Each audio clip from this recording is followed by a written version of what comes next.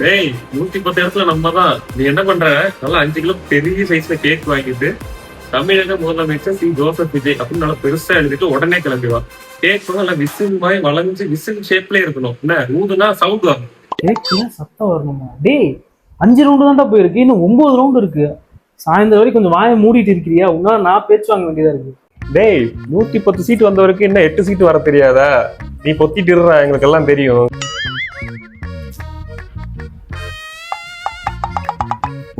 விடுறா, 5 சீட்டு தானே, எல்லாம் வந்துடும். டேய் 5 கிலோ வேணாம், 2.5 கிலோவா கொண்டு வந்துரு. டேய் உன்னை திருத்தவே முடியாதுடா, கம்முனுடா கொஞ்ச நேரம். எப்படி சொன்னேன்ல? டேய் நம்ம தான். என்ன நீ என்ன பண்ற? இந்த தடவை வந்து 5 கிலோ பத்தாது, 7.5 கிலோக்கு நல்ல விசில் ஷேப்ல பெரிய கேக்கா எடுத்துட்டு வா. ஆனா இந்த தடவை விசில் சத்தம் கிடையாது, எனக்கு உங்க விஜய்னு சாங் கேக்ல இருந்து வரணும். டேய் எப்பா மறுபடியும் சொல்ற, சாயந்தரம் வரைக்கும் கொஞ்சம் அமைதியா இருடா. டேய் நீ எல்லாம் என்னடா விஜய் ஃபேனு? ஒவ்வொரு மொமெண்ட்டையும் செலிப்ரேட் பண்ண கத்துக்கடா. என்ன 99 போயிடுச்சு? டேய் 7.5 கிலோ கேக் வேணாம், ஒண்ணு பண்ணு. நீ அங்கேயே கேக்கு ஏன்டா உயிரை வாங்க?